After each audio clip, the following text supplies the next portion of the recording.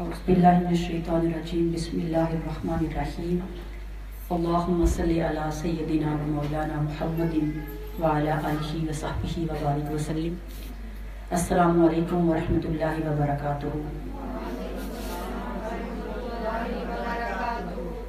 آج ہم سب اس عظیم بے مثل و بے مثال ہستی پاک کے ذکر کے لیے یہاں پر جمع ہیں کہ جن کا ذکر خود اللہ رب العزت کرتا ہے، جن سے محبت خود خدا کرتا ہے، جن کی محبت کو اللہ تعالیٰ نے اپنی محبت قرار دیا ہے، جن کی اطاعت کو اللہ رب العزت نے اپنی اطاعت قرار دیا ہے۔ میری مراد اہل بیت پاک اور سیدنا امام حسین پاک ہے۔ آپ وہ ہستی ہیں کہ جن کے ساتھ ہمارے آقا محمد مصطفیٰ صلی اللہ علیہ وآلہ وسلم ساری کائنات سے بڑھ کر محبت کیا کرتے تھے۔ طبرانی میں ترمذی کی حدیث مبارکہ ہے کہ آقا علیہ السلام نے فرمایا، لوگوں سنو، میں حسین سے محبت کرتا ہوں، حسین مجھ سے محبت کرتا ہے۔ اور پھر فرمایا، لوگوں سنو، جس سے میں محبت کرتا ہوں اللہ بھی اس سے محبت کرتا ہے، اور اگر تم حسین سے محبت کرو گے تو اللہ تعالیٰ تم سے محبت کرے گا، تمہیں اپنے قریب کرے گا۔ اس لیے ادب کے ساتھ بیٹھنا ہے کہ جس بارگاہ میں ہم بیٹھے ہیں یہ معمولی بارگاہ نہیں ہے، اور ہم اس لحاظ سے بھی خوش نصیب ہیں کہ محرم الحرام کے اس مقدس مہینے میں ہمیں ان ہستیوں کے ذکر پاک کرنے کا موقع ملا ہے، کیونکہ ان کا ذکر روحوں کا سکون ہے، ان کا نام ہماری روح کی غذا ہے۔ آپ سب نے محسوس کیا ہوگا نا کہ جب سے ہم یہاں پہ آ کے بیٹھے ہیں دل کی دنیا بدل سی نہیں گئی ہے؟ بتائیں، یہ جو کیفیت ہمیں یہاں بیٹھ کر، آپ مائک چینج کر دیں گے اس کا، جو کیفیت یہاں بیٹھ کے ہو رہی ہے، ان کی مجلس میں بیٹھ کے ہو رہی ہے، کیا یہ کیفیت پہلے تھی؟ بتائیں، جب ہم گھر میں بیٹھے ہوئے تھے تو کیا یہ کیفیت تھی؟ یہ جو آنسو بہہ رہے ہیں، جو دل تڑپ رہا ہے، روح مچل رہی ہے، کوئی نہ کوئی تو سبب تو ہے نا جس وجہ سے ہم سب یہاں پہ اتنی دیر سے بیٹھے ہیں۔ اس کا سبب ایک ہی ہے، کیونکہ ہماری روح کی غذا، ہماری روح کا سکون امام حسین پاک کا نام ہے۔ اس لیے ادب کے ساتھ بیٹھیے، کیونکہ یہ بہت بڑی بارگاہ ہے۔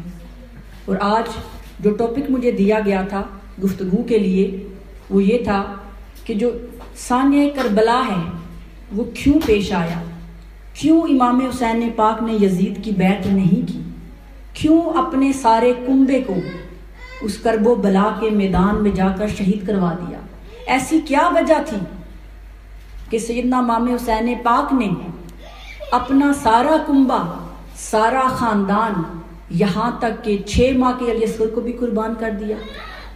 تو ایسا کیا ہوا پیچھے جس چیز نے آپ کو مدینہ چھوڑنے پر مجبور کر دیا؟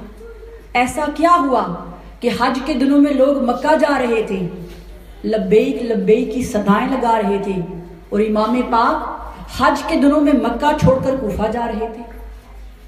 تو بات کا آغاز میں یہاں سے کرتی ہوں کہ جب حضرت مولا علی علیہ السلام ہیڈ آف دی اسٹیٹ بنے، جب کیلف بنے، تو حضرت امیر معاویہ رضی اللہ تعالی عنہ نے آپ کی کیلف شپ کو، آپ کی ہیڈ شپ کو ایکسیپٹ نہیں کیا، تو جن جن ایریاز میں وہ گورنر تھے وہاں پر آپ نے اپنی الگ گورنمنٹ بنا لی۔ پھر وہاں سے جسے آپ کہتے ہیں نا کہ کھرگ کا، کشمکش کا آغاز ہوا۔ جب حضرت امیر معاویہ رضی اللہ تعالی عنہ کی ڈیتھ ہوئی، جب ان کی ڈیتھ ہوئی تو انہوں نے اپنی ڈیتھ سے پہلے وصیت کی تھی کہ میرے بعد میرا بیٹا یزید بیٹھے گا۔ جب حضرت معاویہ کی ڈیتھ ہوئی، جب یزید ان ایریاز میں جہاں پہ حضرت امیر معاویہ کی حکومت تھی وہ سارے اس کی نگرانی میں آ گئے، اب رہ گئی تھی بات مدینہ اور مکہ کی۔ تو اس نے جو ہی وہ تخت پر بیٹھا، اس نے مدینہ کے گورنر ولید بن عقبہ کو لیٹر لکھا کہ سب سے پہلے حضرت امام حسین پاک، عبداللہ بن عمر اور عبداللہ بن زبیر یہ 3 پرسنالٹیز ہیں، سب سے پہلے انہیں میرے حق میں راضی کرو، انہیں کے بولو کہ یہ میرے سی بیعت لیں، مجھے ایکسیپٹ کریں، کیونکہ اگر انہوں نے ایکسیپٹ کر لیا تو باقی اس دنیا کے سارے مسلمان مجھے ایکسیپٹ کر لیں گے، تو تم فوراً ان کو بلاؤ۔ ولید بن عقبہ جو تھے وہ اہل بیت سے بہت محبت کرتے تھے، ان کا دل گھبرایا، کس منہ سے میں امام پاک کو یہ بات بولوں؟ یزید کے کردار سے ہر کوئی واقف تھا، امام حسین پاک بھی واقف تھے، لیکن اس نے اپنے ایک نائب سے مشورہ کیا، کیا کروں؟ اس نے کہا رات کو بلاؤ تاکہ باقی لوگوں کو پتہ نہ چلے۔ تو ولید بن عقبہ نے رات کے وقت سیدنا امام حسین پاک کو بلایا، عبداللہ بن زبیر کو بلایا، عبداللہ بن عمر کو بلایا۔ جب رات کو بلایا تو آپ کو سمجھ آ گئی کوئی ایسا خاص بات ہے، اس لیے سب کے سامنے بات نہیں کر رہا۔ تو عبداللہ بن زبیر نے کہا کہ میں تو نہیں جاؤں گا، عبداللہ بن عمر نے بھی کہا کہ میں نہیں جاؤں گا، تو پیچھے کون بچا؟ امام حسین پاک۔ آپ نے فرمایا میں جاؤں گا، لیکن مجھے معلوم ہے وہ مجھے کیوں بلا رہی ہیں، یہ سر تن سے جدا تو ہو سکتا ہے لیکن میں یزید کی بیعت نہیں کروں گا۔ آپ گئے تو ولید بن عقبہ نے نہایت ادب کے ساتھ آپ کی بارگاہ میں سلام پیش کیا اور بتایا کہ حضرت امیر معاویہ رضی اللہ تعالیٰ عنہ کی وفات ہو گئی ہے اور اب یزید تخت پر بیٹھ گیا ہے، اور میں آپ سے ریکویسٹ کرتا ہوں کہ آپ اسے ہیڈ آف دی اسٹیٹ مان لیں۔ تو تب سیدنا امام حسین پاک نے کہا کہ آپ نے مجھے رات کے اندھیرے میں بلایا ہے، میرے جیسا آدمی جس پر ساری امت یقین رکھتی ہے، میرے جیسا آدمی رات کو چھپ کر بیعت نہیں کر سکتا۔ اگر آپ چاہتے ہیں کہ یہ بیعت ہو تو پبلک میں آئیں، دن کے وقت آئیں، سب کے ساتھ دعوت دیں، تو میں دیکھوں گا۔ یہ بات کی تو آپ وہاں سے چل پڑے۔ وہاں پہ جو ولید بن عقبہ کے ساتھ کچھ لوگ بیٹھے تھے وہ بہت سنگ دل بے رحم لوگ تھے، انہوں نے ولید بن عقبہ کو بولا اگر ابھی ان کو جانے دیا تو کبھی ہاتھ میں نہیں آئیں گے، ان کو قید کر لو۔ تب حضرت امام حسین پاک نے یہ بات سن لی، آپ نے کہا کسی کی جرت ہے مجھے بند کر سکے؟ ان کو چھوڑا اور واپس چلے گئے۔ جب گھر گئے فیملی کو جمع کیا اور بتایا کہ صورتحال خراب ہو چکی ہے، ہمیں ابھی آج رات مدینہ پاک چھوڑنا ہے، کیونکہ یہ کچھ بھی نہیں ہے، یزید یہاں پر فوجیں بھیج دیں، تو میں نہیں چاہتا کہ میری وجہ سے مدینہ پاک کی حرمت پامال ہو۔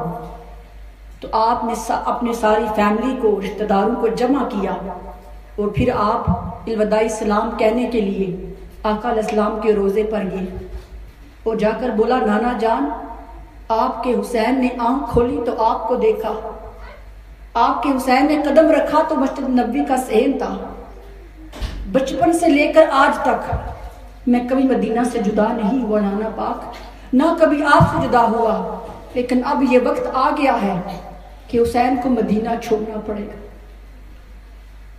اب وہ وقت آ گیا ہے مدینہ پاک کی حرمت کی خاطر اب مجھے گنبد خضرا سے دور ہونا ہے۔ آنسو کی لڑیاں بہہ رہی تھی، غم سے برا حال تھا۔ ذرا سوچئے ہم سب جو عام مسلمان ہیں، ہم ایک بار مدینہ دیکھ آتے ہیں نا تو بار بار دل چاہتا ہے نہ جانے کو، بتائیں چاہتا ہے؟ مدینے کا تذکرہ سنتے ہیں، مدینے کی باتیں سنتے ہیں تو دل تڑپتا ہے۔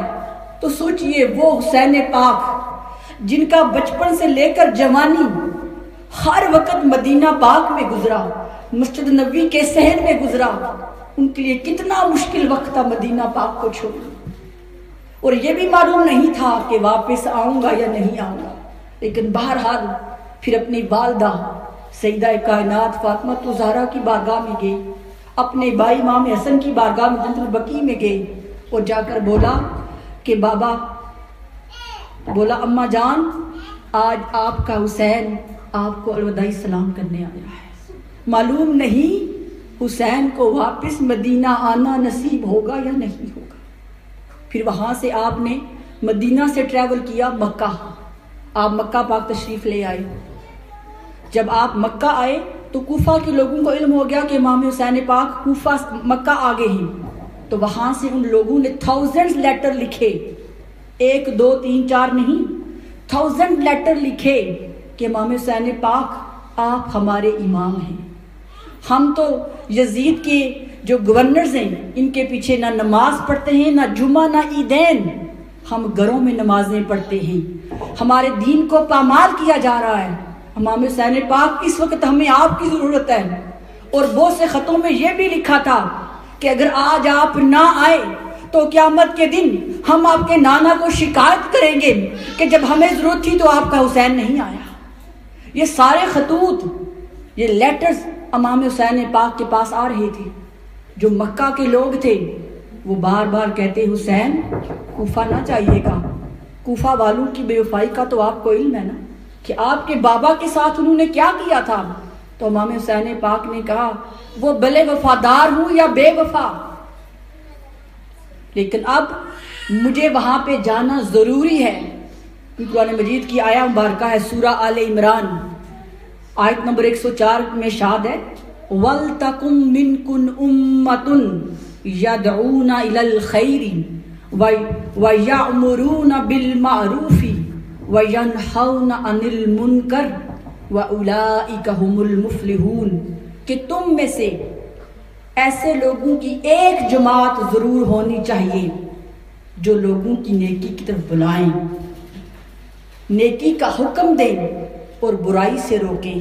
فرمایا اور وہی لوگ کامیاب ہیں، وہی بامراد ہیں۔ تو آپ نے فرمایا اب وہ کوفہ کے لوگ جو پریشان ہیں، جن کے حقوق چھینے جا رہے ہیں، جن کے ساتھ ناانصافی ہو رہی ہے، اب حسین پر یہ فرض ہو گیا ہے، یہ واجب ہو گیا ہے کہ وہ جا کر ان کی مدد کرے۔ تو سوال پیدا ہوتا ہے کہ امام حسین پاک یزید کی بیعت کیوں نہیں کر رہے تھے؟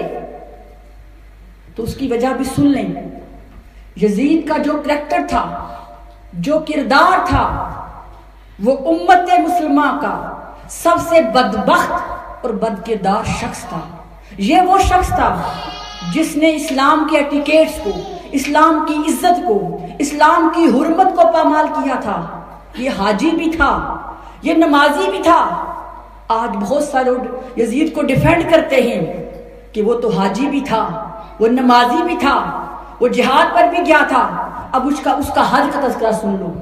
یزید حج کرنے مکہ گیا، کعبہ کا طواف کیا، اس کے بعد بیٹھ کے شراب پی رہا تھا، ڈرنک کر رہا تھا کہ امام حسین پاک وہاں سے گزرے۔ جب اس نے امام حسین پاک کو دیکھا تو کہنے لگا آؤ حسین ایک جام تم بھی لے لو، ایک گھونٹ تم بھی پی لو۔ اور پھر ساتھ کہا قرآن کہتا ہے نمازیوں کے لیے خرابی ہے نا وہ آیت کہ ایسے نمازیوں کے لیے ہلاکت ہے جو دکھاوے کی نمازیں پڑھتے ہیں۔ تو کہتا ہے حسین تیرا قرآن کہتا ہے کہ نمازیوں کے لیے ہلاکت ہے، شرابیوں کے لیے کچھ بھی نہیں ہے۔ سوچیں حرم کعبہ میں مکہ پاک میں بیٹھ کر شراب پی رہا ہے اور دعوت امام حسین پاک کو دے رہا ہے۔ تو آپ نے برداشت کیا، آپ نے صبر کیا، اس کی پردہ پوشی کی، کیونکہ حدیث مبارکہ ہے نا جس نے کسی مومن کی، کسی مسلمان کی پردہ پوشی کی اللہ اس کے گناہ معاف کرتا ہے۔ تو آپ نے اس آیت کی حدیث مبارکہ کے تھرو خاموشی اختیار کی۔ پھر وہ بدبخت مدینہ گیا اور وہاں مدینہ پاک میں جا کے شراب نوشی کرنا شروع کر دی۔ بڑے بڑے قبائل صحابہ کرام موجود تھے جن کی موجودگی میں شراب پینا شروع کر دی۔ یہ وہ شخص تھا جو نمازی پڑھتا، شراب بھی پیتا تھا، وہ زنا بھی کرتا، حج بھی کرتا تھا۔ اس کے حرم میں 20 سے 50 خواتین تھی، کچھ کو شادی کے ساتھ، کچھ کو شادی کے بغیر رکھا ہوا تھا۔ وہ مسلمانوں کا قاتل تھا۔ اس نے محرمات کو، جن خواتین کے ساتھ اسلام نے شادی کرنے سے منع کیا ہے، انہیں بھی اپنے حرم میں بنا رکھا ہوا تھا۔ اور کیا کیا میں اس کی آپ کو باتیں بتاؤں۔ اس شخص نے مدینہ پاک پر حملہ کروایا، یزید نے مکہ پاک پہ حملہ کروایا، خانہ کعبہ کا غلاف جلا دیا گیا۔ اس کی فوجوں نے جب مکہ پر حملہ کیا تو خانہ کعبہ کے چھت پر وہ دمبا جو سیدنا اسماعیل علیہ السلام کے لیے اتارا گیا تھا، اس کے سینگ مبارک رکھے تھے، انہوں نے اتنی آگ پھینکی کہ وہ سینگ بھی جل گئے، کعبہ کی دیواروں کو اندڑار پڑ گئی۔ اور مدینہ پاک میں اس نے اتنا ظلم کیا، کہ مدینہ کی 300 خواتین کی بے حرمتی کی، ان کی عزتیں لوٹی، مسجد نبوی میں گھوڑے باندھے، 3 دن تک مسجد نبوی میں اذان نہیں ہوئی۔ ایک صحابی تھے ابو سعید خدری، وہ بوڑھے تھے، نابینا بھی تھے، وہ چھپ کر مسجد نبوی کے آقا علیہ السلام کے منبر کے پاس بیٹھ کے، کسی شخص کو مسجد میں آنے کی اجازت نہیں تھی، تو وہ کہتے ہیں کہ جب نماز کا وقت ہوتا تو آقا علیہ السلام کی قبر سے اذان کی آواز سنائی دیتی تھی، اس اذان کو سن کر میں نماز پڑھا کرتا تھا۔ یہ اتنا ظالم اور بدبخت شخص تھا۔ تو سوچئے امام حسین پاک اس شخص کی بیعت کیسے کر سکتے تھے؟ پہلے اس کا کردار چھپا ہوا تھا، آپ کو معلوم تھا اگر میں نے اس کی بیعت کر لی تو جو کام یہ چھپ چھپ کے کرتا ہے اب اعلانیہ کرے گا، کیونکہ جو ہیڈ ہوتا ہے نا، جیسا اس کا کردار ہوتا ہے، جیسا اس کا مزاج ہوتا ہے، پھر لوگ بھی ویسے ہوتے ہیں، رعایا بھی ویسے ہوتی ہے، پبلک بھی ویسے کرتی ہے۔ تو امام حسین پاک نے اس وقت حق کا ساتھ دیا، اسلام کا ساتھ دیا، نانا کے دین کی عزت کا ساتھ دیا، کیونکہ وہ حسین پاک، آپ کو معلوم ہے نا کہ آقا علیہ السلام نے کبھی اذان نہیں دی تھی، اذان تو صحابہ دیا کرتے تھے، لیکن امام حسین پاک وہ واحد شخص ہیں کہ جن کے کانوں میں اذان بھی مصطفیٰ نے دی تھی، باقی جتنی بھی اذانیں دی وہ صحابہ کرام نے دی تھی، امام حسین پاک کے کانوں میں جو اذان دی وہ مصطفیٰ نے دی تھی۔ تو کیا اس اذان کا اثر نہیں تھا؟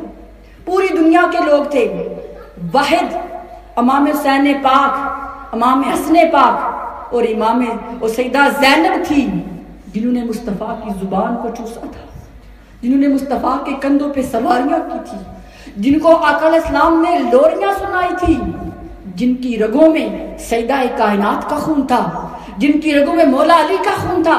یہ کیسے ہو سکتا تھا کہ مصطفیٰ کی اذانوں کی لوریاں سن سن کر، مصطفیٰ کے کندھوں پہ سواری کر کر کے، مصطفیٰ کی گود میں کھیل کھیل کر حسین اس بدبخت کی بیعت کو قبول کرتے؟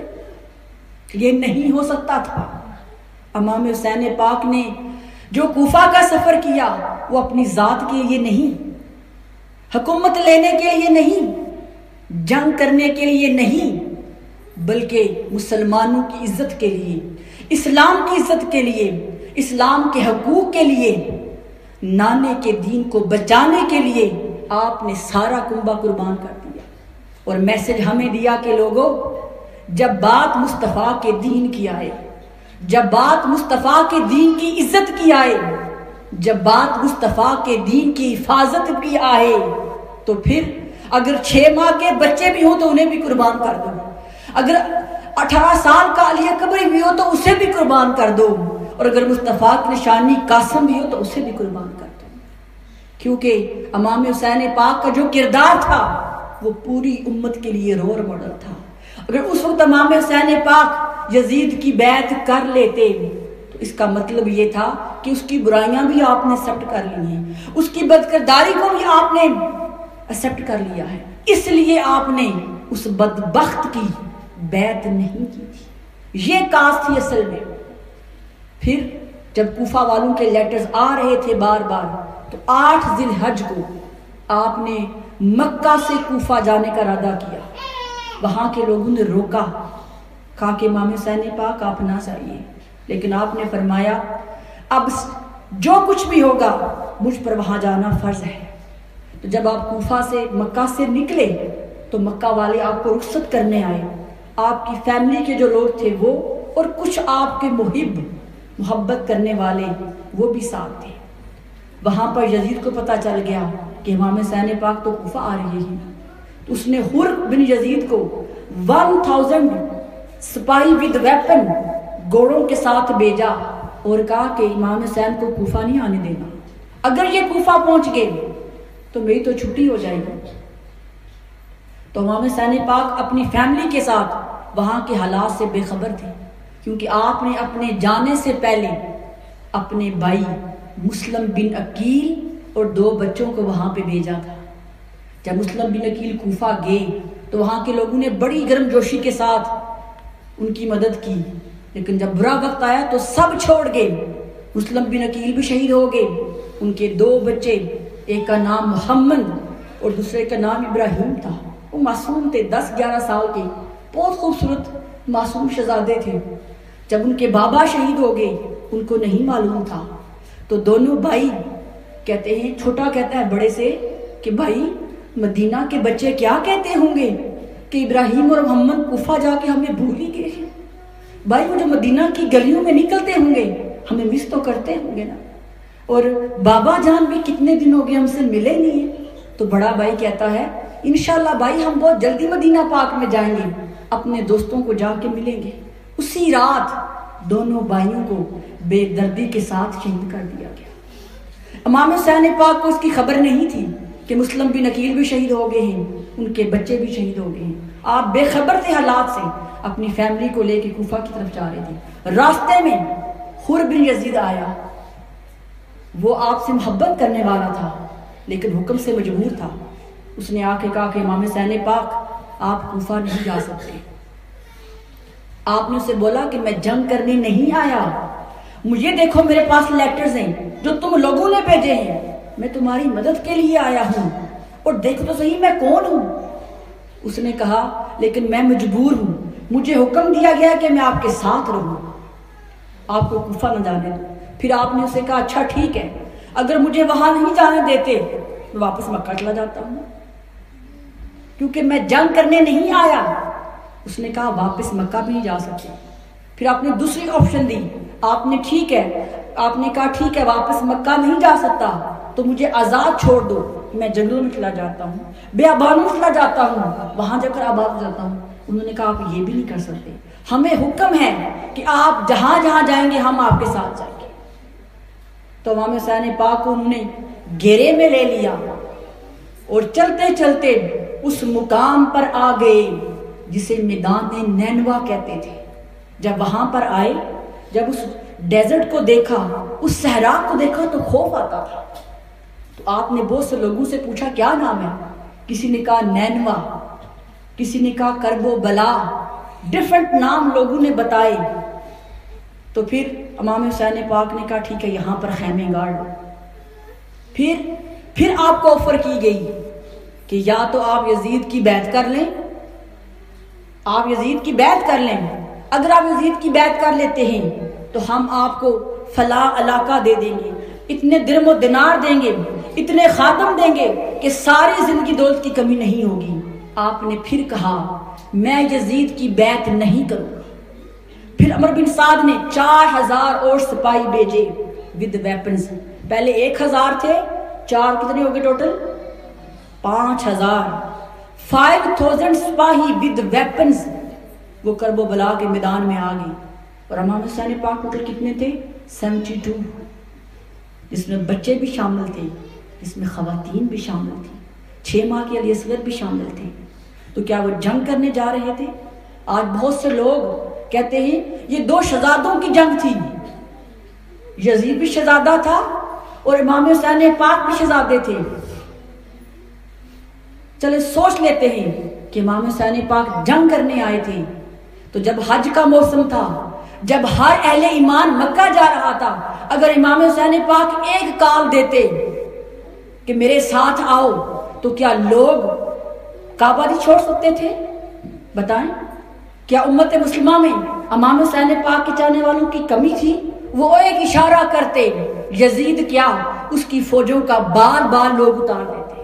لیکن آپ نے ایسا نہیں کیا کیونکہ آپ جنگ کرنے نہیں گئے تھے، آپ تو ان کوفہ والوں کی مدد کرنے کے لیے گئے تھے.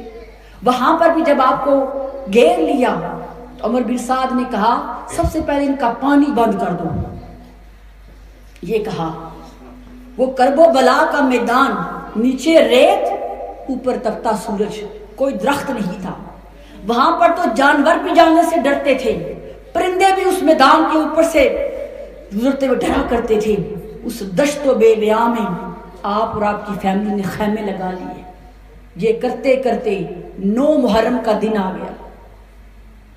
وہ آفرز پیش کرتے، آپ انکار کرتے. وہ ڈیفرنٹ آفرز پیش کرتے، اگر یزید کی بیعت کر لو گے تو یہ دے دیں گے، یہ دے دیں گے، یہ دے دیں گے، کیونکہ وہ تو دنیا کے لالچی تھی نا. انہیں دنیا کی دولت چاہیے تھی، وہ دنیا کے کتے تھے، لیکن امام حسین پاک نے انکار کیا، کہا کہ نہیں، میں یزید کی بیعت نہیں کروں گا۔ جب 9 محرم کا دن آیا تو وہ سارے یزیدی تھے، وہ آپ کے خیموں کی طرف آ رہے تھے، تو آپ نے اپنے بھائی عباس کو بھیجا، ان کو پوچھو کیا کرنے آئے ہو؟ انہوں نے کہا امام حسین پاک فیصلہ کرے کہ آپ نے کیا کرنا ہے۔ تو آپ نے کہا ان کو بولو ہمیں آج کی رات کی مہلت دے دیں۔ کیا کریں؟ آج کی رات مہلت دے دیں، میں آج کی رات اللہ کی بارگاہ میں جی بھر کے نماز پڑھنا چاہتا ہوں، جی بھر کے تلاوت قرآن کرنا چاہتا ہوں، کیونکہ اللہ تعالیٰ کو معلوم ہے کہ مجھے نماز اور تلاوت قرآن سے کتنی محبت ہے۔ مجھے آج کی رات مہلت دے دو کہ آج کی رات میں اپنے رب کی بارگاہ میں حاضری دے دوں۔ تو 9 محرم کی جو رات تھی وہ سب کو جمع کیا، محبون کو بھی، فیملی والوں کو بھی، سیدہ زینب کو بھی، سارے گٹھے بیٹھے۔ تو آپ نے کہا کہ سنو، یہ لوگ میرے قاتل ہیں، انہوں نے میری جان لینی ہے، میں تم سب کو اجازت دیتا ہوں کہ رات کے اندھیرے میں اپنا اپنا اونٹ لو اور چلے جاؤ، جو تم سے کوئی شکایت نہیں ہوگی، یہ میری جان کے پیاسے ہیں، تم ان کو لے جاؤ، تم رات کے اندھیرے میں نکل جاؤ، اپنی جانیں بچا لو۔ جتنے جان نثار بیٹھے تھے ان میں سے ہر ایک نے کہا اے امام حسین پاک، ہم آپ کو چھوڑ کر کبھی نہیں جائیں گے، کیونکہ آج آپ کو چھوڑ دیا تو کل قیامت کے دن آپ کے نانا کو کیا منہ دکھائیں گے، کس منہ سے سیدہ کائنات کی بارگاہ میں جائیں گے۔ امام حسین پاک، یہ تن کٹ تو سکتا ہے لیکن آپ کو چھوڑ نہیں سکتے۔ تو وہ سارے محبین اہل بیت وہ ساری رات سجدوں میں رہے، وہ ساری رات استغفار کرتے رہے، اور سیدہ زینب اور امام حسین پاک، امام زین العابدین، وہ ایک خیمے میں تھے۔ تب حضرت امام حسین پاک جب نماز پڑھنے لگے تو کہا زینب میرے پاس آؤ۔ جب سیدہ زینب آپ کے پاس آئی تو کہا زینب مجھے معلوم ہے تم مجھے دیکھے بغیر نماز نہیں پڑھا کرتی تھی، آج میں آخری نماز تیرا چہرہ دیکھ کر پڑھنا چاہتا ہوں۔ میری بہن مجھے معلوم ہے کہ مجھے کل شہید کر دیا جائے گا، لیکن سنو میرا امتحان آج ختم ہو رہا ہے اور تمہارا امتحان آج سے شروع ہونے والا ہے۔ میں تو اپنی جان سپرد کر کے نانا جان کے پاس چلا جاؤں گا، زینب میرے بعد تم نے لوگوں کو یہ دکھا دینا ہے کہ تمہاری رگوں میں مولا علی کا خون ہے، تم نے فاطمہ زہرا کا دودھ پیا ہے۔ زینب میرے بعد اہل بیت کا علم تمہارے ہاتھ میں ہے۔ تو سیدہ زینب کی آنکھوں میں آنسو آ گئے، کہا بھائی میں جب سے پیدا ہوئی ہوں ہمیشہ آپ کا چہرہ دیکھ کر زندہ رہی ہوں، بھائی جب آپ نہیں ہوں گی تو زینب کیسے جیے گی؟ تو سیدہ زینب کو کہا زینب میری سکینہ کا خیال رکھنا، یہ مجھے بہت پیاری ہے، یہ رات کو سوتی نہیں ہے جب تک میں لوری نہ سنا رہا، میرے بعد میری سکینہ کو میری کمی محسوس نہ ہونے دینا۔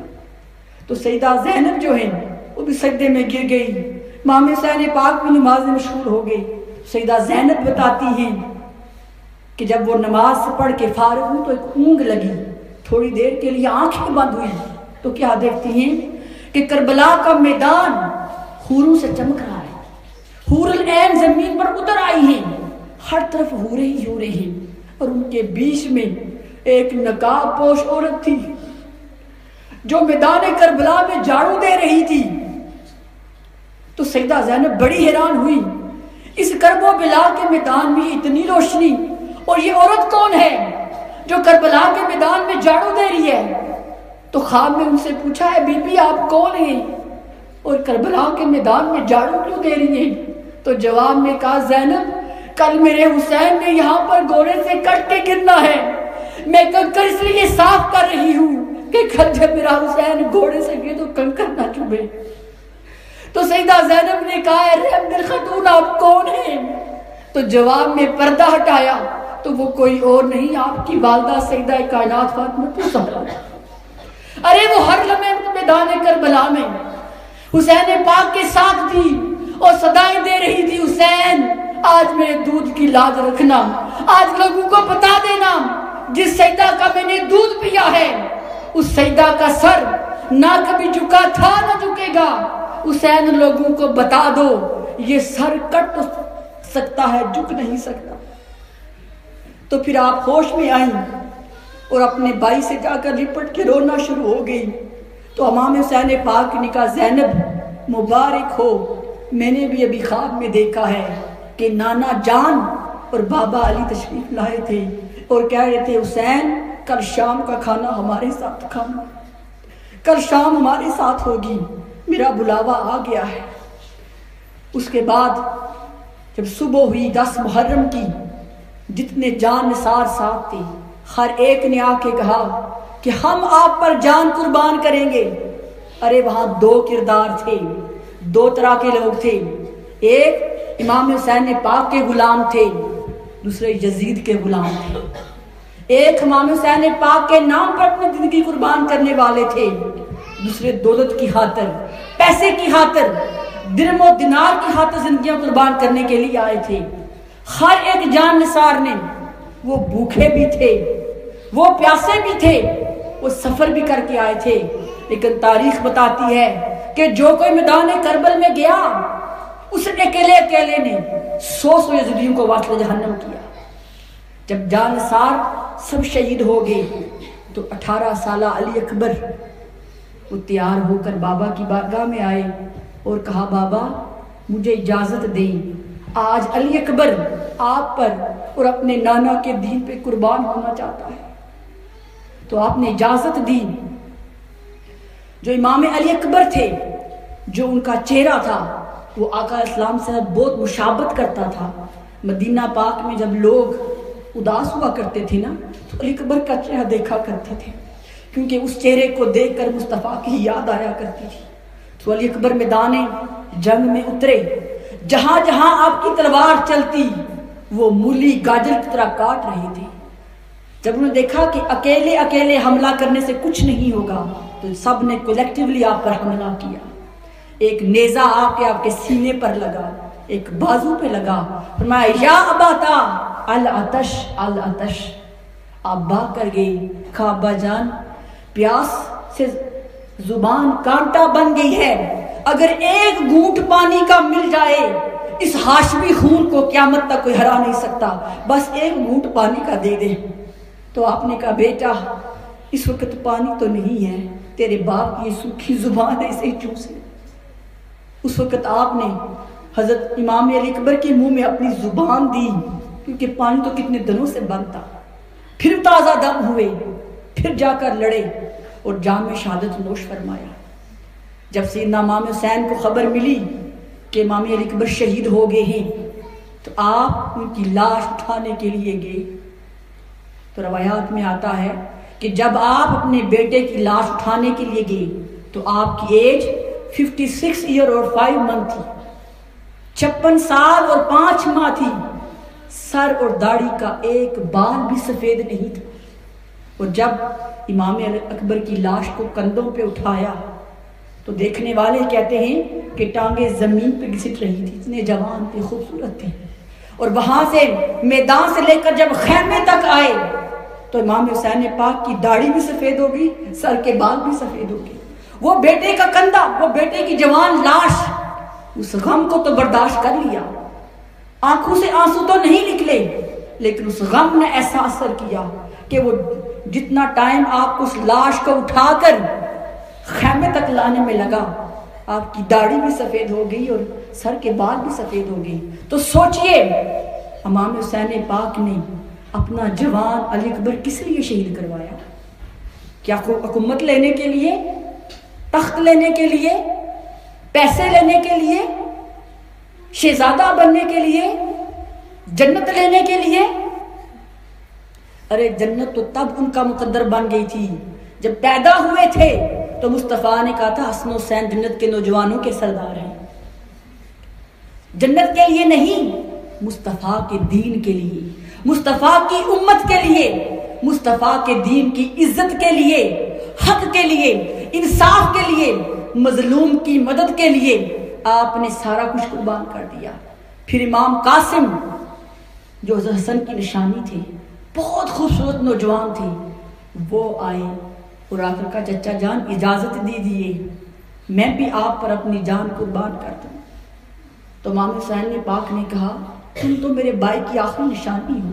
تمہیں دیکھتا ہوں تو بھائی یاد آتے ہیں, تمہیں دیکھتا ہوں تو آنکھیں ٹھنڈی ہوتی ہیں.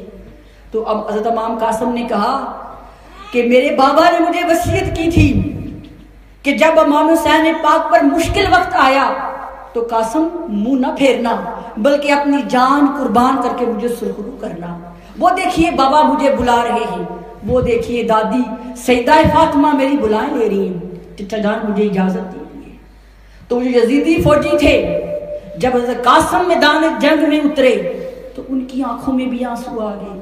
اتنا خوبصورت نوجوان, اور آپ اشعار پڑھتے ہوئے میدان جنگ میں گئے, اکیلے اکیلے ہر کسی کو مارا, پھر انہیں کلیکٹیو حملہ کیا اور آپ کو شہید کر دیا. پھر جب سب شہید ہو گئی سوائے امام زین العابدین, امام علی مقام امام حسین پاک اور معصوم عبداللہ علی اصغر کے سوا مردوں میں کوئی نہیں بچا تھا. تو امام زین العابدین بہت بیمار تھے, آپ بھی تیار ہو گئے. یہ کیسی محبت تھی, یہ کیسا جذبہ تھا کہ بیمار زین العابدین بھی تیار ہو کر اپنے بابا کے پاس آ گئی اور کہا بابا ایسا ہو نہیں سکتا کہ امام زین العابدین زندہ ہو اور آپ میدان میں جائیں. بابا مجھے بھی اجازت دیں کہ میں بھی اپنی جان آپ کے نانے کے دین پہ قربان کروں. تو تب امام حسین پاک نے کہا کہ اے زین العابدین تمہیں معلوم ہے نا کہ اہل بیت کا ہر چراغ گل ہو چکا ہے, ہر پھول مرجھا چکا ہے, تمہارے سوا تیرے نانے کی نسل کو باقی رکھنے والا کوئی نہیں ہے. اس لیے بیٹا تو میدان جنگ میں نہ جا, تو نے اپنے نانے کے دین کو زندہ کرنا ہے, تو نے مصطفیٰ کی نسل کو آگے چلانا ہے. اور پھر یہ سیدہ زینب ہیں, یہ سکینہ ہیں, یہ ام رباب ہیں, یہ سب کو تو تم نے ہی ساتھ لے کے جانا ہے. اس لیے بیٹا میں تمہیں اجازت نہیں دوں گا کہ تم میدان جنگ میں جاؤ, ابھی حسین زندہ ہے, اب میں جاؤں گا. جب آپ تیار ہونے لگے پھر سیدہ زینب آ گئی, پھر تو سکینہ آئیں, تو آپ نے ان سے ملاقات کی. اور سیدہ سکینہ آپ کی وہ بیٹی تھی کہ جن کو آپ راتوں کو لوریاں سنایا کرتے تھے, جنہیں اپنے کندھے پہ سر رکھ کر لوریاں سنا سنا کے سلایا کرتے تھے. آپ سیدہ زینب کے ساتھ بات چیت کر رہے تھے, آ کر گھوڑے پر بیٹھے تو گھوڑے کو اوڑ لگائی, گھوڑا بار بار منہ نیچے کرتا, آپ پھر اس کی لگام کھینچتے, وہ پھر بار بار منہ نیچے کرتا. آپ کو سمجھ نہیں آئی کہ گھوڑا کیوں نہیں چل رہا. تو کیا دیکھتے ہیں کہ ننھی سکینہ گھوڑے کے ٹانگوں سے لپٹی ہوئی ہیں اور کہہ رہی ہیں ذوالجناح میرے بابا کو وہاں نہ لے کر جا, کیونکہ جو بھی وہاں پہ جاتا ہے واپس نہیں آتا. تمہیں نہیں معلوم سکینہ رات کو اپنے بابا کے بغیر سوتی نہیں ہے, تمہیں نہیں معلوم کہ سکینہ کو بابا کی لوری نہ ملے اسے نیند نہیں آتی ہے. اگر تو میرے بابا کو ادھر لے گیا سکینہ کیسے سوئے گی, اگر تو ادھر لے گیا تو بابا کے کندھے پہ سے سکینہ کیسے آئے گی. سیدنا امام حسین نیچے اترے, اپنی اس معصوم بیٹی کو گلے سے لگایا, چوما اور کہا سکینہ بابا انشاءاللہ قیامت کے دن حوض کوثر پہ ملیں گے. آپ نے سیدہ سکینہ کو سیدہ زینب کو دیا, گھوڑے پہ سوار ہو کر آپ میدان جنگ میں گئی اور جا کر آپ نے ان یزیدیوں کو, ان بد کرداروں کو بولا مجھے پہچانتے ہو میں کون ہوں, اس دنیا میں میرے سوا تمہارے نبی کا کوئی نواسہ نہیں ہے, میں فاطمہ تو زہرا کا بیٹا ہوں, میں مولا علی کا بیٹا ہوں, میں وہ حسین ہوں جن کے بارے میں مصطفیٰ کہتے تھے کہ حسین مجھ سے ہے میں حسین سے ہوں. لوگوں میں جنگ کرنے نہیں آیا, میں تمہیں قتل کرنے نہیں آیا. آج اپنا ایمان بچا لو, میرے خون سے اپنے ہاتھ نہ رنگو, کل قیامت کے دن اپنے نبی کو کیا منہ دکھاؤ گے. لیکن ان پر خون سوار تھا, ان پر دنیا کی دولت کا بھوت سوار تھا. پہلے انہوں نے بھی اکیلے اکیلے حملہ کیا. امام حسین پاک پیاسے ضرور تھے, زخموں سے چور چور ضرور تھے, سینے پر علی اکبر کا غم بھی تھا, سینے پر امام قاسم کا غم بھی تھا, اور وہ معصوم علی اصغر جنگ پر جانے سے پہلے ان سے جب ملنے لگے اپنے معصوم بچے کو پیار کر رہے تھے کہ یا رب ظالم یزیدیوں نے ایک تیر پھینکا جو سیدھا 6 ماہ کے لیے اصغر کے سینے پہ جا کے لگا. اس بچے نے کچھ نہیں کہا تھا نا, تو 6 ماہ کا تھا. جب ان کے سینے پر تیر لگا تو آپ کے ہاتھ خون سے بھر گئے. گود میں اٹھایا ہوا تھا نا, تو آپ نے امام علی اصغر کو لٹایا, خون سے بھرا ہوا ہاتھ اچھالا اور کہا باری تعالیٰ تیرا میرا اصغر بھی تیرے راستے پہ قربان, علی اصغر بھی قربان. باری تعالیٰ بتا حسین سے راضی بھی ہے کہ نہیں؟ میں نے سارا کنبہ تجھے منانے کے لیے, تیرے دین کو زندہ کرنے کے لیے قربان کر دیا ہے. باری تعالیٰ بتا کیا اب بھی حسین سے راضی ہے کہ یا نہیں؟ پھر جب میدان جنگ میں گئے, ہر طرف سے حملہ ہوا, کسی نے تلوار ماری, کسی نے ریزہ مارا. آپ گھوڑے پہ سوار تھے کہ عصر کی اذان ہو گئی. کیا ہوا؟ عصر کی اذان ہوئی تو آپ نے ان سے کہا مجھے اجازت دو کہ میں نماز عصر ادا کر. جسم خون سے بھرا تھا, اپنے ہی خون سے یا ریت سے آپ نے تیمم کیا. جو ہی آپ سجدے میں گئے ان ظالموں نے آپ کا سر تن سے جدا کر دیا. جب سر تن سے جدا ہوا, سر جدا ہونے کے بعد سبحان ربی الاعلی کی صدائیں دیتا رہا. وہ سر حسین اس مصیبت میں بھی آپ نے نماز نہیں چھوڑی, رب سے ملاقات نہیں چھوڑی. آج ہم سب اپنے آپ کو دیکھیں, ہم کتنا نماز کا خیال کرتے ہیں. ہمارے سر میں درد ہو جائے تو ہم نماز نہیں پڑھتے. ہمارے اوپر کام کا برڈن زیادہ ہو تو ہم نماز چھوڑ دیتے ہیں. ہم کہتے ہیں نا ہم پنجتن کے غلام ہیں, ہم حسین کے غلام ہیں. حسین نے تو میدان جنگ میں بھی جا کر, تلواروں کے سائے میں جا کر بھی نماز نہیں چھوڑی. تو ہم کیسے مسلمان ہیں کہ محبت اور امام حسین پاک کا نام لیتے ہیں, لیکن ان کی اس محبت جو نماز سے محبت تھی اس کی ہم پرواہ نہیں کرتے. یہ محبت نہیں, یا یاری ہے, یہ دھوکہ ہے. کیونکہ جس سے محبت ہوتی ہے نا پھر اس کی ہر چیز پیاری لگتی ہے, اس کی ہر ادا اچھی لگتی ہے. تو یہ کیسی محبت ہے کہ ان کا نام تو لیتے ہیں لیکن ان کے کردار کو نہیں دیکھتے, ان کے عمل کو نہیں دیکھتے کہ انہوں نے جان کس کے لیے قربان کی تھی. تو یہاں جتنے لوگ بیٹھے ہیں آج رب کی بارگاہ میں وعدہ کریں, امام حسین پاک سے وعدہ کریں, اگر سچے دل سے ان سے محبت کرتے ہیں کہ جان کٹ ہو جائے گی لیکن نماز نہیں چھوڑیں گے. کون وعدہ کرتا ہے؟ خاص کر جو ینگ بیٹھے ہیں کہ ایج ایسی ہوتی ہے نا, ہم کہتے ہیں کل پڑھ لیں گے, پرسوں پڑھ لیں گے, تھوڑی دیر پڑھ لیں گے. یہ نہ ہو کہ اتنی دیر ہو جائے کہ کوئی اور ہماری نماز پڑھنے آ جائے. اس وقت سے پہلے ایسا نہ ہو کہ اتنی دیر ہو جائے کہ ہم خود نہ پڑھیں کوئی اور پڑھانے آ جائے.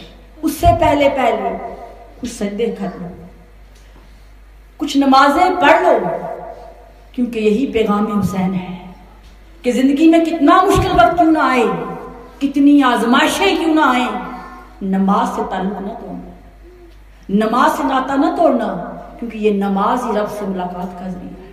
جب سر تن سے جدا کر دیا گیا تو ظالموں کو پھر بھی رحم نہ آیا. وہ تھے کون؟ وہ مسلمان تھے, وہ کلمہ گو تھے, وہ نمازیں آپ کے پیچھے پڑھ رہے تھے. جب تک کربلا کی جنگ شروع نہیں ہوئی وہ بدبخت امام حسین پاک کے ساتھ نمازیں ادا کر رہے تھے. اس لیے کسی نے کہا کہ بڑا عجب مذاق ہے اسلام کی تقدیر کے ساتھ, بڑا عجب مذاق ہے اسلام کی تقدیر کے ساتھ, کاٹا سرے حسین نعرہ تکبیر کے ساتھ. نمازیں بھی پڑھ رہے تھے امام حسین پاک کے ساتھ, لیکن سرے حسین کو نعرہ تکبیر سے کاٹا گیا. یہ اس امت کی بدبختی تھی کہ وہ نواسہ رسول کو پہچان نہ سکے. ظاہری دولت کے لیے, ظاہری چمک کے لیے انہوں نے آپ کو بدعت سے شہید کر دیا. پھر بھی سکون نہیں آیا, سر تن سے جدا کر کے نیزے پہ لٹکا دیا, چڑھا دیا. جسم مبارک کے اوپر گھوڑے دوڑائے, گھوڑوں سے آپ کا جسم مبارک چورا چور کر دیا، ریزے ریزے کر دیا، آپ نے جو لباس پہنا تھا وہ لباس اتار لیا، امامہ اتار لیا، سب کچھ لوٹ لیا۔ پھر اہل بیت کے خیموں کی طرف آئے اور وہاں پر جتنا ان کا سامان تھا وہ لوٹ لیا، اور جتنے سر تھے انہیں نیزوں پہ چڑھا دیا۔ وہ سر حسین کٹا تھا پر جھکا نہیں تھا۔ وہ دیکھنے والے بھی دیکھ رہے تھے کہ سر حسین کٹ تو گیا ہے لیکن نیزے پہ چڑھا ہوا ہے۔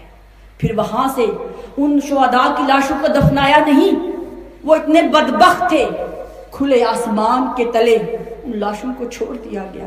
جب سیدہ زینب کو اونٹ پہ سوار کیا گیا، سیدہ سکینہ کو اونٹ پہ سوار کیا گیا، جب اہل بیت کا قافلہ قیدی بن کر کوفہ جا رہا تھا تو سیدہ زینب نے مڑ کر دیکھا، وہ سارے جوان ریت میں تھے، وہ گلشن زہرا کے پھول علی اکبر و قاسم، عباس و ابو بکر سارے لائن میں ایسے تھے۔ تو اس وقت آپ نے کہا یا محمد واہ محمد، اے نانا جان آپ کے نام کی دہائی دیتی ہوں۔ پھر آپ کو قیدی بنا کر کوفہ لے جایا گیا، وہاں پہ 1.5 ماہ رکھا گیا۔ پھر وہاں سے 1.5 ماہ کے بعد پھر یزید کے پاس لے کے جا رہے تھے، تو راستے میں شام کا وقت تھا، ایک گرجا آیا، شرکے سے کہتے ہیں، وہاں پہ ایک پریس تھا، تو اس نے دیکھا کچھ سر نیزوں پہ چڑھے ہوئے ہیں اور ساتھ کچھ خواتین بھی ہیں، تو وہ باہر گیا، اس نے پوچھا کہاں جا رہے ہو؟ ان فوجیوں نے کہا ہم دمشق جا رہے ہیں۔ پوچھا یہ سر کس کے ہیں؟ تو کہنے لگے یہ باغیوں کے سر ہیں، جو یزید کی بیعت نہیں کرتے ان کے ساتھ یہ سلوک ہوتا ہے۔ اس نے کہا اچھا یہ عورتیں کون ہیں؟ پھر اس نے کہا یہ سر باغیوں کے سر نہیں لگتے، یہ عورتیں مجھے باغی نہیں لگتی ہیں۔ تو پھر انہوں نے بڑے فخر سے کہا یہ تو ہمارے نبی کے نواسے امام حسین پاک ہیں۔ وہ عیسائی تھا لیکن اہل بیت سے محبت کرتا تھا۔ ارے لوگوں سنو، حسین صرف مسلمانوں کے نہیں ہیں، حسین سب کے ہیں، پوری کائنات کے ہیں۔ اس عیسائی نے کہا کہ آپ لوگ رات کو آرام کر لو، گھوڑوں کو پانی پلا لو، تو وہ خوش ہو گئے۔ اس نے کہا میں کھانا بھی تمہیں دوں گا لیکن ایک ریکویسٹ کرتا ہوں، یہ سر حسین ہے نا بس ایک رات کے لیے مجھے دے دو، یہ جو خواتین ہیں نا مجھے ایک رات ان کی خدمت کا موقع دے دو۔ انہوں نے کہا ہم کیوں دیں؟ اس نے کہا اچھا ایک آفر دیتا ہوں، میں آپ کو 10,000 درہم دیتا ہوں، 10,000 درہم دیتا ہوں صرف ایک رات کے لیے، مجھے سر کی خدمت کا موقع دے دو۔ وہ تو تھے ہی دنیا کے بھوکے، انہوں نے کہا رات کو تو ہم نے آرام ہی کرنا ہے۔ انہوں نے سر حسین پاک اس کو دیا، اس نے اپنے شرکے میں لے کر گیا، بڑی محبت سے آپ کا سر مبارک دھویا، اس پہ خوشبو لگائی، اسے اچھی جگہ پر رکھا، اور جو خواتین تھیں انہیں ایک آرام دہ کمرے میں لے کر گیا اور جا کر بولا کہ بے شک میں عیسائی ہوں لیکن میں بھی اہل بیت کا احترام کرتا ہوں، آپ آج رات میرے مہمان ہیں، آپ کو جو کچھ بھی چاہیے ہوگا میں حاضر ہوں۔ اپنے خادم مقرر کیے اس رات ان کی خدمت کرو۔ پھر کیا ہوا، سر حسین کو لیا، ایک کمرے میں چلا گیا اور سر حسین کو سامنے رکھ کر وہ رونا شروع ہوا۔ وہ بار بار دیکھتا تھا یہ کتنے بدبخت لوگ ہیں کہ اپنے نبی کے نواسے کو نہیں چھیڑا۔ وہ دعائیں مانگتا رہا، وہ روتا رہا کہ رات ایک لمحے میں یکا یک سر حسین سے ایک نور نکلا، سر حسین سے نور نکلا، وہ نور امام حسین کے سر کے پاس اسے گرد گھوم رہا تھا۔ جب اس نے وہ نور دیکھا تو اس کی زبان سے نکلا اشہد ان لا الہ الا اللہ واشہد ان محمد رسول اللہ۔ سر حسین کی خدمت کا یہ معاوضہ ملا کہ اللہ تعالیٰ نے اس کا دل ایمان کے لیے چن لیا۔ اب صبح ہوئی، جس جگہ سر حسین مبارک رکھا تھا وہ کمرہ خود بھی نور تھا، خوشبوؤں سے بھرا ہوا تھا۔ صبح ہوئی، وہ جو پہلے عیسائی تھا اب تو مسلمان ہو گیا نا، وہ بھی ساتھ ہو گیا۔ اس نے کہا اب زندگی اہل بیت کی خدمت کے نام ہے، اب زندگی امام حسین پاک کے نام ہے۔ پھر ان ظالموں میں سر حسین کو نیزے پر لٹکایا اور چلنا شروع ہو گیا۔ راستے میں رات پڑ گئی، وہ خود تو اچھے گھوڑوں پر سوار تھے، لیکن اہل بیت کی خواتین کو ننگے اونٹوں پر باندھا ہوا تھا۔ اب وہ جو سر حسین تھا وہ سامنے تھا، سیدہ سکینہ چھوٹی تھی۔ جب بار بار ان کی نگاہ اپنے بابا کے سر پہ پڑتی تھی نا تو وہ روتی تھی، کیونکہ سر حسین تو اونچا تھا نا۔ سوچئے ذرا کیسا اس بیٹی کا کلیجہ ہوگا، کیسی اس بہن کی ہمت ہوگی جس کا شرف جیسا 22 نیزے پہ تھا۔ تو سیدہ سکینہ بار بار دیکھتی تھی، روتی تھی، کیونکہ سر حسین تو سامنے تھا نا۔ جو ساربان تھا جو اس گھوڑے کے ساتھ تھا، وہ راستے میں اس نے زور سے چانٹا مارا کہ سیدہ سکینہ گر گئی۔ کسی قافلے میں کسی کو معلوم نہیں تھا کہ سیدہ سکینہ گر گئی ہے۔ تھوڑی دیر آگے گئے تو سر حسین رک گیا، وہ آگے نہیں جا رہا تھا۔ ہر سپاہی کوشش کرتا جائے آگے، لیکن سر حسین رک گیا۔ پھر ان میں سے کوئی ایک سپاہی پیچھے آیا امام زین العابدین کے پاس، کہنے لگا کہ سر حسین تو رک گیا ہے، آگے نہیں جا رہا، آپ بتا سکتے ہیں کہ کیا ہوا ہے؟ تب امام زین العابدین اور سیدہ زینب نے سارے قافلے کو چیک کیا تو دیکھا سکینہ ہی ساتھ نہیں ہے۔ تو آپ دونوں پیچھے گئے کہ پتہ نہیں کہاں گر گئی ہے۔ اندھیرا تھا، کوئی روشنی نہیں تھی، ریت ہی ریت تھی، صحرا ہی صحرا تھا۔ ارے لوگوں دیکھو، ہمارے لیے مصطفیٰ کی اہل بیت نے کیا کیا قربانیاں نہیں دی۔ جب واپس گئے تو سیدہ زینب کہتی ہیں مجھے دور سے نظر آیا جیسے کوئی گٹھڑی، جیسے کوئی اونچی چیز نظر آ رہی ہے۔ جب قریب گئی تو کیا دیکھا، اس بیابان جنگل میں ایک خاتون نقاب پوش سیدہ سکینہ کو گود میں لٹا کر لوریاں سنا رہی تھی۔ تو کہتی ہے میں حیران رہ گئی، اس بیابان جنگل میں جہاں پر ہم قیدی ہیں، جہاں پر ہم پردیسی ہیں، ہماری مدد کرنے کون آ گیا ہے؟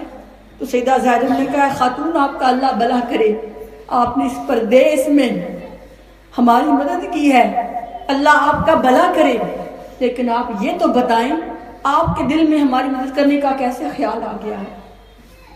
آپ کو سیدہ سکینہ کیسے ملی ہے؟ تو جواب آیا زینب میں کوئی اور نہیں تمہاری ماں فاطمہ، آپ اکیلے نہیں ہو، ہم آپ کے ساتھ ہیں۔ پھر سیدہ سکینہ کو اٹھایا اس قافلے کے ساتھ، پھر یزید کے دربار میں گئے۔ آج بہت سے لوگ کہتے ہیں یزید نے امام حسین پاک کو شہید نہیں کروایا تھا، وہ تو رویا تھا، یہ تو اس کی فوج نے قتل کیا تھا، لیکن تاریخ تو کچھ اور بتاتی ہے۔ جب قیدیوں کو اور سر حسین کو یزید کے دربار میں پیش کیا گیا، اس بدبخت نے، اگر تفسیر ابن اسیر کو پڑھ کر دیکھیں، البدایہ والنہایہ کو دیکھیں، تو اس بدبخت نے کیا کیا، چھڑی لی، اور چھڑی کبھی امام حسین پاک کے اونٹوں پر مارتا، کبھی ناک پر مارتا، کبھی چہرے پر مارتا۔ وہاں پہ ایک صحابی رسول بیٹھے تھے، وہ کھڑے ہو گئے، کہنے لگے بدبخت یزید رک جا، میں نے اپنی آنکھوں سے دیکھا تھا کہ مصطفیٰ حسین کے لوگوں پہ بوسے دیا کرتے تھے۔ بدبخت رک جا، جس چہرے پر تو چھڑیاں پھیر رہا ہے، کبھی یہاں پر مصطفیٰ بوسے دیا کرتے تھے۔ جس چہرے کو تو آج سامنے رکھ کر مذاق اڑا رہا ہے، ارے مصطفیٰ اس چہرے کی خاطر اپنے بیٹے ابراہیم کو قربان کر گئے تھے۔ تو پھر کہنے لگا یزید بدبخت، جب سر حسین سامنے تھا تو کہنے لگا کہ آج میں نے اپنے بدر میں جو میرے عزیز و کارم شہید ہوئے تھے، آج میں نے رسول پاک سے ان کے حسین کو شہید کر کے ان کا بدلہ لے لیا ہے۔ یہ اس کے الفاظ تھے یزید بدبخت کے، کہ میں نے حسین پاک کو شہید کر کے اپنے بدر کے قتل ہونے والے رشتہ داروں کا بدلہ لے لیا ہے۔ اسے کہتے ہیں کہ اس نے حسین پاک کو شہید نہیں کیا۔ وہ بدبخت لوگ ہیں جو آج یزید کی غلط کرتے ہیں۔ اور جس سے مبارکہ ہے، متفقل ہے، آقا علیہ السلام نے فرمایا جو جس سے محبت کرتا ہے قیامت کے دن اسی کے ساتھ ہوگا۔ تو میں یہ کہتی ہوں جو یزید سے محبت کرتے ہیں اس کے وکیل بنے ہوئے ہیں، ہماری دعا ہے کہ قیامت کے دن یزید کے ساتھ اٹھیں، اور ہم حسینی ہیں، ہم حسین پاک کے غلام ہیں، انشاءاللہ قیامت کے دن ہم انہیں کے ساتھ اٹھیں گے۔ جو یزید کی سوچ کو لے کے چلتے ہیں، یزید کے کردار کو لے کے چلتے ہیں، پھر قیامت کے دن اسی کے ساتھ اٹھے۔ تو یزید نے پھر سیدہ زینب اور جو باقی خواتین بیٹھی تھی مذاقاً ان تنزیہ کہا، کدھر ہیں فاطمہ کی بیٹیاں، کہاں ہیں مصطفیٰ کی نواسیاں؟ تو ایک بوڑھی خاتون جس کا نام فضہ تھا وہ کھڑی ہو گئی، اس نے کہا، بدبخت یزید، تم ان سے ایسے بات نہیں کر سکتا۔ کربلا سے لے کر 1.5 ماہ کوفہ اور دمشق میں راستے کی گرد، تھکاوٹ اور شہدائے کربلا کو دیکھ کر چہرے مرجھا گئے تھے، کپڑے گندے ہو گئے تھے، کچھ پھٹ بھی گئے تھے۔ اس نے طنزاً کہا، کہاں ہیں مصطفیٰ کی شہزادیاں؟ ذرا مجھے تو دکھاؤ کہاں ہیں فاطمہ کی شہزادیاں؟ تب اس بوڑھی عورت نے کہا، خبردار، تم ان سے بات نہیں کر سکتے۔ تو یزید نے حکم دیا اس بوڑھی عورت کو قتل کر۔ تو ایک سپاہی ننگی تلوار لے کر اس بوڑھی عورت کو قتل کرنے کے لیے آیا، وہ حبشہ سے تھی، فضہ نام تھا، وہ کھڑی ہو گئی۔ اس نے دیکھا یزید کے دربار میں 500 حبشی سپاہی کھڑے ہیں۔ اس نے آواز دی، حبشہ والو دیکھ لو، آج تمہاری قوم کی بیٹی کو یزید قتل کرنا لگا ہے۔ 500 تلواریں لہرا اٹھی۔ جب سیدہ زینب نے یہ دیکھا کہ حبشہ کی بیٹی کے لیے 500 تلواریں نکل آئی ہیں، تو آپ نے اپنا منہ مدینے کی جانب کیا اور کہا، نانا جان، آج حبشہ کی بیٹی کے لیے 500 تلواریں ہیں اور مصطفیٰ کی شہزادیاں قیدی بنی ہوئی ہیں۔ بابا جان دیکھ لیں آج آپ کی امت آپ کے پیاروں کے ساتھ کیا کر رہی ہے۔ پھر یزید کے دربار میں زلزلہ سا آ گیا۔ تب لوگوں کو حقیقت کا علم ہوا کہ یزید بدبخت نے اپنے اقتدار کی خاطر، اپنی حکومت کی خاطر مصطفیٰ کے پیاروں کو رلایا ہے، مصطفیٰ کے نواسوں کو قتل کیا ہے۔ تب ساری امت جہاں جہاں لوگ تھے وہ یزید کے خلاف ہو گئے۔ پھر یزید کو جب اپنے تخت کا خطرہ ہوا تو پھر اس نے لوگوں کے سامنے ڈرامہ کرنے کے لیے رونا شروع کر دیا اور کہا، ہائے یہ تو بڑا ظلم ہو گیا ہے، یہ تو عمر بن سعد نے زیاد نے اچھا نہیں کیا ہے، میں سزا دوں گا۔ حقیقت میں یزید نے ہی امام حسین پاک کو شہید کروایا تھا۔ اسی کے حکم سے ہی 5000 فوجی گئے تھے، اسی کے حکم سے ہی پانی بند کیا گیا تھا، اسی کے حکم سے ہی سیدہ سکینہ کو دمشق کے قید خانے میں رکھا گیا تھا جہاں ان کی ڈیتھ ہو گئی تھی۔ کیا کیا ظلم اس نے نہیں ڈھائے، لیکن سوچئے کس کے لیے سہے گے؟ امام حسین پاک نے یہ ظلم، جو ظلم وہ کر رہا تھا، اس کا مقابلہ کس کے لیے کیا؟ کچھ لوگ کہتے ہیں جنت کے لیے کیا تھا۔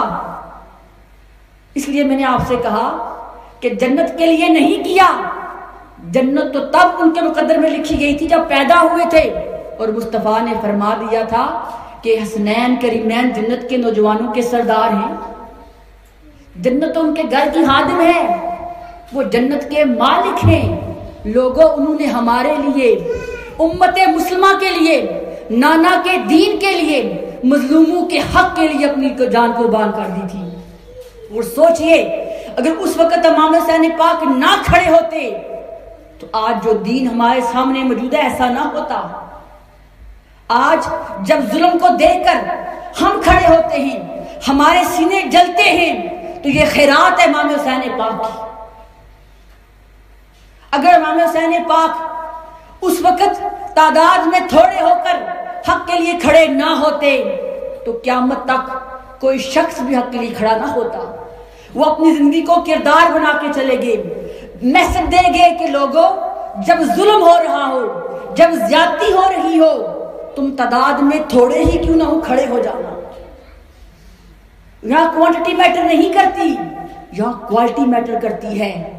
آج اسی کردار کو اپنانے کی ضرورت ہے، آج بھی اس دین کو ہماری ضرورت ہے، آج مصطفیٰ کے دین کو ہماری ضرورت ہے، کیونکہ دین کی ویلیوز ختم ہو رہی ہیں۔ جیسے یزید تھا تو مسلمان، نمازیں بھی پڑھتا تھا، حج بھی کرتا تھا، لیکن دین کی ویلیوز کو ختم کر رہا تھا۔ اس وقت امام حسین پاک نے دین کو زندہ کرنے کے لیے، دین کو ویلیو دینے کے لیے اپنی جان قربان کی تھی۔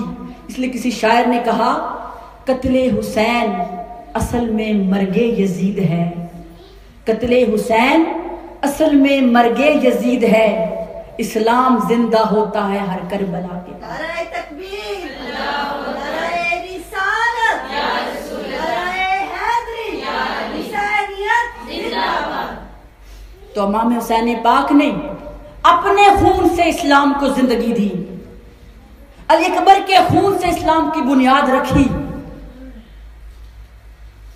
امام قاسم کے خون سے اسلام کی بنیادیں بنائی ہیں۔ اس لیے یہ ہم سب کا فرض ہے کہ امام پاک کی اس قربانی کو، ان کے اس کردار کو زندہ رکھیں، یاد رکھیں۔ امام حسین پاک شخصیت نہیں ہے، وہ ایک نظریہ ہے، وہ ایک تھاٹ ہے، وہ ایک فکر ہے۔ اور یزید بھی ایک شخص نہیں، ایک کردار ہے، ایک فکر ہے، ایک نظریہ ہے۔ یہ دو جنگیں ساتھ ساتھ رہیں گی۔ آج بھی یزیدی فکر کے لوگ موجود ہیں، وہ کردار آج بھی ساتھ ساتھ آ رہا ہے۔ امام حسین پاک کل بھی زندہ تھے، آج بھی زندہ ہیں، اور قیامت تک زندہ رہیں گے، اور قیامت تو ہے ہی ان کی ہے، کیونکہ امام حسین پاک کے کردار ہیں، ایک مشعل ہیں، ایک پیغام ہیں۔ اب ہم سب نے اس پیغام کو لے کے آگے جانا ہے، اور وہ پیغام کیا ہے؟ سچ کے لیے کھڑے ہونا، حق کے لیے کھڑے ہونا، مظلوم کی مدد کرنا، اور مصطفیٰ کے دین کی حفاظت کرنا۔ یہ کردار ہے۔ آج بہت سارے لوگ امام حسین پاک کو مظلوم بنا کے پیش کرتے ہیں، سیدہ زینب کو مظلوم بنا کے پیش کرتے ہیں۔ بلا شبہ ان پر ظلم ہوئے، بلا شبہ تشدد ہوا۔ جو ظلم نواسہ رسول پر کیا گیا وہ دنیا میں کسی پر نہیں ہوا، لیکن یاد رکھیں امام حسین پاک مظلوم نہیں تھے، ان پر آزمائش تھی، ان کا امتحان لیا جا رہا تھا۔ اللہ پاک بھی دیکھنا چاہتا تھا وہ حسین جو مصطفیٰ کی کندھوں کی سواری کرتے تھے آج میدان کربل میں کیسے کھڑے رہتے ہیں، وہ حسین جو مصطفیٰ کی زبان چوسا کرتے تھے اس پیاس کے عالم میں میری رضا پہ کیسے راضی رہتے۔ ارے لوگوں، سیدنا اسماعیل علیہ السلام جو کہ نبی کے بیٹے تھے، پیاس کی حالت میں ایریاں رگڑی تو زمزم نکل آیا تھا۔ لوگوں، اگر امام حسین پاک جنہیں مصطفیٰ نے کہا حسین میرا بیٹا ہے، اگر وہ نہر فرات کو، دریائے فرات کو اشارہ کرتے تو پانی ان کے پاس آ جاتا۔ وہ جو صبر تھا وہ ان کا اپنا تھا، پانی بھی صدائیں دیتا تھا۔ اس وقت جب آپ پر پانی بند کیا گیا تو لوگ بتاتے ہیں کہ دریائے فرات کے کناروں پر پانی چھل کے آتا تھا۔ وہ امام حسین پاک سے ریکویسٹ کر رہا تھا کہ امام حسین پاک مجھے اپنے لبوں سے لگا کے عمل کر دیجئے، لیکن آپ نے اپنے صبر پر قائم رہے۔ اگر امام حسین پاک چاہتے تو کرب و بلا کے میدان پہ پانی ہو سکتا تھا، کیونکہ جب قافلہ کوفہ چلا گیا تو بنی اسد کے لوگوں نے جب امام حسین پاک اور باقی فیملی کو وہاں پر دفن کیا تو وہ کہتے ہیں جس لمحے امام حسین پاک کو دفن کیا گیا آپ کے سرہانے سے پانی کا چشمہ پھوٹا۔ تو وہ چشمہ جو امام حسین پاک کو دفن کرتے وقت پھوٹا تھا کیا پہلے نہیں پھوٹ سکتا تھا؟ بتائیے، وہ پھوٹ سکتا تھا، لیکن آپ صبر پر قائم تھے، آپ رضا کے درجے پر قائم تھے، آپ نفس مطمئنہ کے درجے پر قائم تھے، اور فرشتے بھی حیرت سے تک رہے تھے۔ ارے یہ کیسا حسین ہے، اختیار بھی ہے، پاور بھی ہے، زمین پر حسین کا قبضہ ہے، آسمان پر حسین کا قبضہ ہے، پانی حسین سے التجائے کر رہا ہے کہ مولا ایک بار لبوں سے لگا لو۔ یہ کیسا جذبہ ہے جو صبر پر قائم تھا۔ امام حسین پاک مظلوم نہیں تھے، بلکہ اختیار میں ہونے کے باوجود وہ شان بندگی دکھا رہے تھے، اور یہ کہہ رہے تھے کہ باری تعالیٰ اگر تو حسین کو پیاسا دیکھ کر راضی ہوتا ہے تو حسین ایسے ہی ہے۔ اور ایک شاعر نے اس چیز کو ایسے بیان کیا، اس پیاسے پر علی شیر خدا کو ناز ہے، اس پیاسے پر علی شیر خدا کو ناز ہے، اس نواسے پر محمد مصطفیٰ کو ناز ہے، اس نواسے پر محمد مصطفیٰ کو ناز ہے۔ اوروں نے سجدے کیے مگر اس کا عجب انداز ہے۔ سجدے تو اور لوگ بھی کرتے ہیں نا، تو شاعر کہتا ہے اوروں نے بھی سجدے کیے مگر اس کا عجب انداز ہے، اس نے وہ سجدہ کیا جس پر خدا کو بھی ناز ہے۔ یہ شان بھی امام حسین پاک کی ہے کہ آپ نے جنگ کی حالت میں تلواروں کے سائے میں بھی نماز ادا کی ہے۔ یہی فکر حسین ہے، یہی پیغام حسین ہے کہ وہ شہید ہو کر بھی زندہ رہے۔ اس وقت ظاہری طور پر تو یزید جیت گیا تھا نا، تخت مل گیا تھا، لیکن آج خود آپ بتائیں اس پوری دنیا میں یزید کا کوئی نام لینے والا ملتا ہے؟ بتائیں۔ اور امام حسین پاک کا نام بھی زندہ۔ ارے مرتا وہ ہے جس کا نام مر جائے، مرتا وہ ہے جس کا کام مر جائے، مرتا وہ ہے جس کا مشن مر جائے۔ تو دیکھیے آج 1400 ایئرز ہو گئے ہیں، امام حسین پاک کا نام بھی زندہ ہے، آپ کا کام بھی زندہ ہے، آپ کا مشن بھی زندہ ہے، آپ کا کردار بھی زندہ ہے، اور آپ کا نام بھی زندہ ہے۔ اس لیے کہا حسین کل بھی تھے، حسین آج بھی ہیں اور قیامت تک رہیں گے۔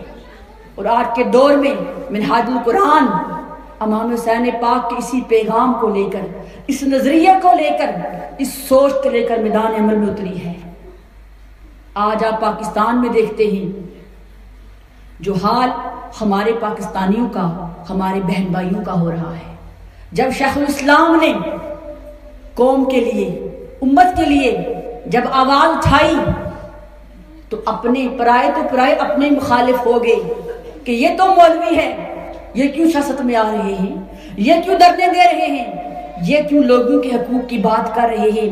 تب آپ نے فرمایا تھا لوگوں مجھے اقتدار کی خواہش نہیں ہے، میں تو حسینی کردار کو زندہ کرنے آیا ہوں، میں تو امام حسین پاک کی فکر کو زندہ کرنے آیا ہوں، کیونکہ آج یہ امت، یہ پاکستانی، یہ مسلمان جس مشکل کا شکار ہیں، اگر ہم ہاتھ پہ ہاتھ دھرے بیٹھے رہے، مسجدوں میں نمازیں ادا کرتے رہے، تو کل قیامت کے دن کس منہ سے مصطفیٰ کے سامنے جائیں گے؟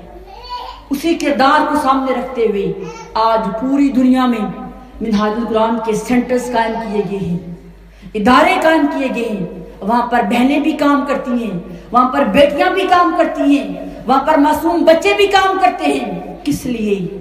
مصطفیٰ کے دین کے لیے، امام حسین پاک کے دین کے لیے۔ آئیے آپ سب اس مشن کا حصہ بنیے۔ یہ مشن جس کی منزل مدینہ ہے لیکن راستہ ہم نے کربلا والا چنا ہے۔ ماڈل ٹاؤن میں 14 بے گناہ لوگوں کو شہید کر دیا گیا۔ وہ درود پڑھتے پڑھتے، جن کی زبانوں پر درود تھا ان کے منہ پر گولیاں ماری گئی۔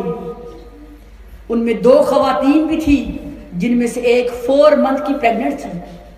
ان درود پڑھنے والوں کو بھی ان ظالموں نے، ان یزیدی کردار والوں نے نہیں بخشا۔ تو یاد رکھیں حسینی فکر والے لوگ بھی ہر دور میں موجود ہوں گے، یزیدی فکر والے لوگ بھی ہر دور میں موجود ہوں گے۔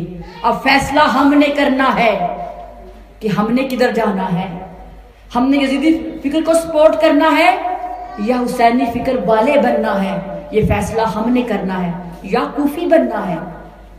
یہ 3 سچویشن ہے نا، ایک حسینی ہے، دوسرے یزیدی ہیں، اور تیسرے کوفی ہیں۔